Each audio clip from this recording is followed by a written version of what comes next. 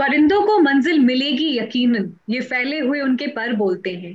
वो लोग होते हैं खामोश, जमाने में जिनके हुनर बोलते हैं। नमस्कार, मैं दिव्यांशी आप सभी का स्वागत करती हूँ ministry of current affairs by doctor Gaurav Khanna. आज इस इंटरव्यू सेशन में हमारे साथ जुड़े हैं आईबीपीएस पीओ 2022 एग्जामिनेशन क्लियर करने वाले लोकेश। वेलकम लोकेश, और बहुत ढेर सारी बधाई।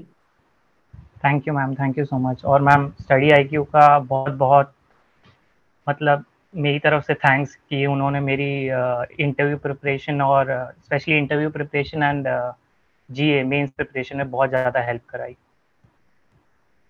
Lokesh, we are very proud of you and I am sure कि आपकी जर्नी, आपके एक्सपीरियंस से बहुत सारे लोगों को और प्रेरणा मिलेगी कि कैसे एग्जामिनेशन की प्रेपरेशन करनी है and how to go about with how to deal with the ups and downs of the examination of aspirant life. तो हम जानेंगे बहुत कुछ आपसे, लेकिन सबसे पहले मैं आपसे जानना चाहती हूँ, थोड़ा सा अपने बारे में बताएं। अच्छा, okay ma'am. Ma'am, my name is Lokesh, I am from Greater Noida UP. फिर I did my engineering from Galgotia university and thereafter, right after, I worked at IBM India Private Limited for a period of 14 months. उसके बाद मैंने जब job छोड़ी तो मैंने सोचा कि I wanted to prepare for government exams and my primary target उस टाइम पे सिविल सर्विसेज एग्जाम था। उसके बाद मैंने 2 अटेम्प्ट देने के बाद आई वाज लाइक कि this is not my cup of tea. तो उस टाइम पे मेरा बस ये माइंडसेट था कि I want job as soon as possible अब, मतलब चाहे जहाँ पे भी आओ। तो मैंने बैंकिंग सेक्टर को उस टाइम पे इतना एक्सप्लोर किया नहीं था। बट मेरे एक रिलेटिव यहाँ पे रहते थे जो जिन्होंने मेरे को समझाया कि मतलब it's a very interesting sector जहाँ पे तुम अपना करियर बना सकते हो।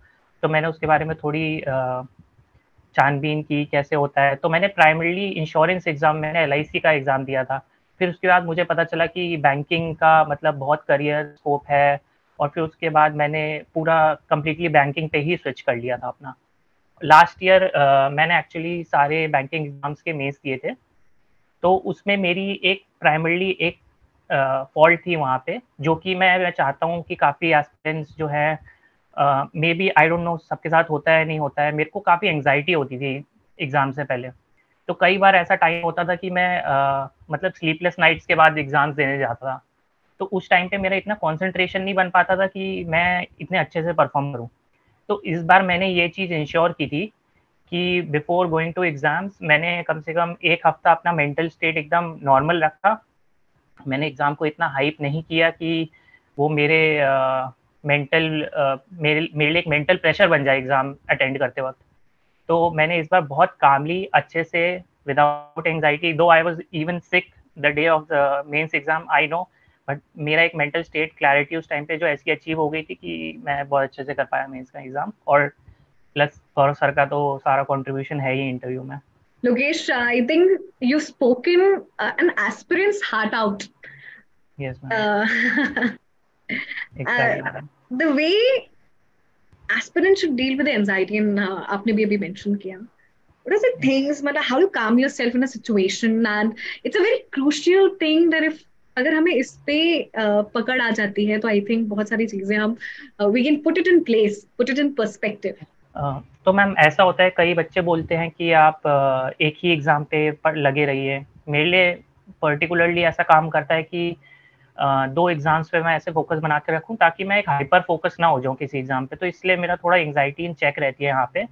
प्लस मैं इस बार मैंने एग्ज़ाम से पहले जब अपने मॉक टेस्ट लगाए थे तो मैंने स्पेशली ये कोशिश करी थी कि मैं अपनी स्ट्रैटेजी पे बार-बार वर्क करूँ। Rather than just solving the hard questions वहाँ पे, मैं अपनी स्ट्रैटेजी पे आई वाज़ लाइक कि I have to attend those questions which are like there for me for taking मतलब। और मैं वो क्वेश्चंस पे अपना टाइम वेस्ट ना करूँ क्योंकि टाइम क्रंच ऑलरेडी हमेशा होता है। तो मैं हमेशा कोशिश कर रहा था इस बार कि मैं अच्छे से अटेम्प्ट कर पाऊँ, मतलब with a very good strategy. Plus keep in mind कि अगले दिन एग्ज़ाम है तो बहुत बच्चों के साथ ऐसा होता है कि वो सो नहीं पाते। तो मैं तो यूजुअली सजेस्ट करूँगा कि आप अपने एग्ज़ाम से 1 हफ्ता पहले या 10 दिन पहले रेगुलरली मेडिटेशन का एक शेड्यूल बनाइए, ताकि आप एग्ज़ाम में घुसने से पहले काम रहें। और मान लीजिए अगर एग्ज़ाम में कुछ ऐसी चीज़ आती है जो किसी को भी समझ नहीं आ रही है, मतलब आपको समझ नहीं आ रही है, तो आई फील लाइक कि एक अच्छे माइंडसेट से आप ऐसे जाएँगे कि अगर पेपर डिफ़िकल्ट है तो पेपर सबके लिए डिफ़िकल्ट होगा। तो आप मतलब कामली डील कर पाएँगे मतलब बाकी क्वेश्चन से। But Lokesh, as you describe कि आप ऐसे सोच के जाओ, but when it actually happens in the examination, what calms you down? Your confidence in the examination, या फिर the level of questions that you're able to deal with it, या फिर it's the mindset that you've already thought कि I'll be confident? अलग अलग scenarios हैं, मैं आपसे जानना चाहूंगी जब आप एग्जामिनेशन हॉल में बैठते हैं तो ये तीनों ही सिनारियोज की वजह से काम डाउन होते हैं, कौन से सिनारियो की वजह से ज्यादा काम? मैम ऑफ कोर्स एग्ज़ाम में जब बैठते हैं तो जब आपसे क्वेश्चन नहीं अटेम्प्ट हो रहे होते तो मैम डर तो लगता है ऑफ कोर्स, बट फिर मैं हमेशा इस कॉन्फिडेंस से चलता था आगे कि ये नहीं, चलिए अगला हो जाएगा मेरे से। इतना मैं पॉजिटिव माइंडसेट हमेशा बना के रखता कि चलिए मान लीजिए मेरा इस पे बहुत टाइम वेस्ट हो गया, तो बहुत लोग पैनिक करने लगते हैं एकदम। तो मैं इसमें मानता था कि चलिए ठीक है, आप इसको छोड़िए, आप इसको दिल से मत लगाइए और फिर हम अगले क्वेश्चन पे मूव कर जाते हैं, क्योंकि मैंने ऑलरेडी एक लेवल की प्रैक्टिस कर रखी थी लास्ट ईयर सारे मेंस के एग्जाम देके। तो इस बार मैंने सोचा था I will do something different this year. तो मैंने ये सोचा था कि मैं टफ टफ क्वेश्चन पे अपना टाइम वेस्ट नहीं करूंगा। लोकेश, हम स्ट्रैटेजीज बनाते हैं, हम रिटर्न की बात करते हैं, बट मैं आपसे जानना चाहूंगी कि how do we how do we actually deal the interview part? तो ma'am ministry of current affairs पे गौरव सर ने मेरा इंटरव्यू लिया था और it was 50 minutes long almost.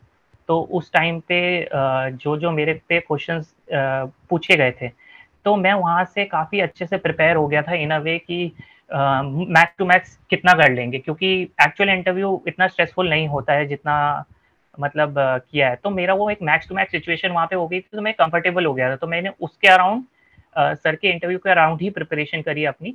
और मैंने इस बार ये सोचा कि मैं अगर मान लीजिए कोई नेगेटिव साइड पे मेरा इंटरव्यू जा रहा है, तो मैंने अपने दिमाग में बार बार अपने आप को ये चीज़ बोली थी कि I have to convert that negative somehow show that I am positive. तो उन्होंने मेरे से एक नेगेटिव सवाल इन अ वे पूछा था मेरे से, ऑफकोर्स क्योंकि मेरा काफ़ी साल का गैप है यहाँ पे। तो मैंने उसको हाईलाइट करते करते अपनी ये क्वालिटीज़ गिना दी कि मैं बैंक में कैसे एक सूटेबल फिट रहूँगा।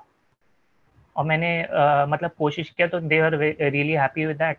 और यूजुअली सरप्राइजेस तो हर इंटरव्यू में होते हैं। मेरे पैनल में कम से कम 8 मेंबर्स बैठे थे, तो that was I was really surprise कि मैं किसको एंटर करे। तो मैम वो बहुत छोटी-छोटी जो कॉम्प्लिकेशंस होती है, बट हम लोग को बस इतना ध्यान रखना पड़ता है कि हम लोग पॉजिटिव रहें इंटरव्यू में।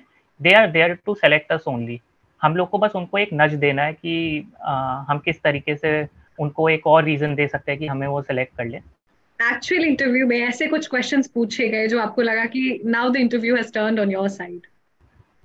यस मैम, मेरे से उन्होंने पूछा था कि उन्होंने मेरे से 3 बार कंफर्म किया था मैं आईबीएम में काम कर रहा हूँ, आईबीएम में काम कर रहा हूँ। 3 लोगों ने मेरे से पूछा था, तो दे वर लाइक कि तुमने जॉब क्यों छोड़ी? ये काफ़ी लुक्रेटिव अच्छे करियर साइड पे जॉब थी। तो मैंने उनको बोला कि मेरा मेन मोटिव था यूपीएससी प्रिपरेशन। एंड कई लोगों ने एक्चुअली मेरे को बोला था, मतलब कि to not to mention it, उस पे बहुत मेरे को मतलब डिफरेंट डिफरेंट ओपिनियंस मिले थे। बट मैंने सोचा कि मैं ऑनेस्टली बोलूँगा, बट मैं उसको इस तरीके से शो करूँगा कि मैंने जो जो आईबीएम से सीखा है मैं किस तरीके से उसको बैंक में कनेक्ट कर सकता हूँ। तो एज सून एज उन्होंने मेरे से पूछा कि मैं जॉब में मतलब मैंने जॉब क्यों छोड़ी, तो मैंने जॉब छोड़ने के बताने के साथ ही मैंने बता दिया कि मेरे को फाइनेंस में क्यों इंटरेस्ट है, मेरे को बैंकिंग साइड में क्यों इंटरेस्ट है। और मैंने अपनी जॉब के साथ कनेक्ट करते करते अपनी 3-4 I sold myself there, वहाँ पे 3-4 पॉइंट्स बता दिए जिससे मैं बैंकिंग में काफ़ी यूजफुल हो सकता हूँ। तो मेरा इंटरव्यू उसी डायरेक्शन में चला गया, मतलब मेजरली वो मेरी पूरी जॉब से कनेक्ट करते करते साइबर सिक्योरिटी इन सब के साइड में ही चले गए थे वो लोग totally. And ma'am of course ऐसे क्वेश्चन तो पूछते हैं जो किसी को भी नहीं पता होते, कुछ कुछ 1-2 क्वेश्चन तो ऑफ कोर्स होते हैं। तो उसमें मैम मेरा ये रहेगा कि मतलब तुक्केबाजी ना कीजिए और सीधा बोल दीजिए कि आई don't no sir, sorry sir. I think that is the most important thing.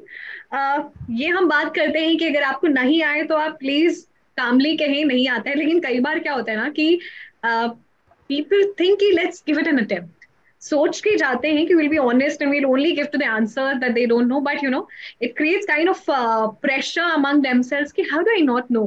तो इस चीज की अपनी पर्सनालिटी कार्विंग ऐसे करें कि वहां पे अगर नहीं आता है so you have to say no and only answer the questions that you're 100% confident in, because you're being judged only on the questions that you answer.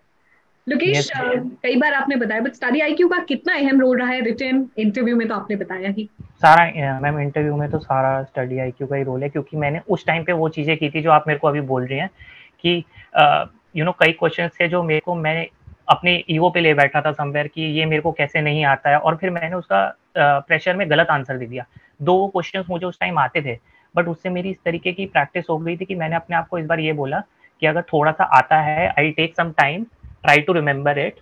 If I don't remember it, I'll ask them कि give me sir, can you give me a minute to think about it politely, and if they are like okay, I'll think about it. If I'll not able to remember the answer, तो मैं उनको सीधा-सीधा बोल देता था, sir अभी I am not able to recall it at this moment. Lokesh, session के end में कुछ फाइनल टिप सजेशन सभी के लिए? मैम मेरे हिसाब से एग्जाम्स में स्ट्रेटजी ज़्यादा वर्क करती है, तो rather than focusing on various mock test जो आपको बहुत ही ज़्यादा डिफिकल्ट क्वेश्चन देते हैं, जिसकी वजह से आप दिन रात बैठे रहते हैं, मैं ये बोलूँगा कि आप पेपर को इस तरीके से देखिए कि कुछ क्वेश्चन नॉन डुएबल नहीं होंगे, आप इतना मान के जाइए एग्जाम में, और जो डुएबल क्वेश्चंस होंगे वो मैं छोड़ूंगा नहीं। Lokesh, thank you so much for joining us. पूरी टीम की तरफ से ढेर सारी शुभकामनाएं, and we wish that you shine even brighter. Thank you. Thank you ma'am.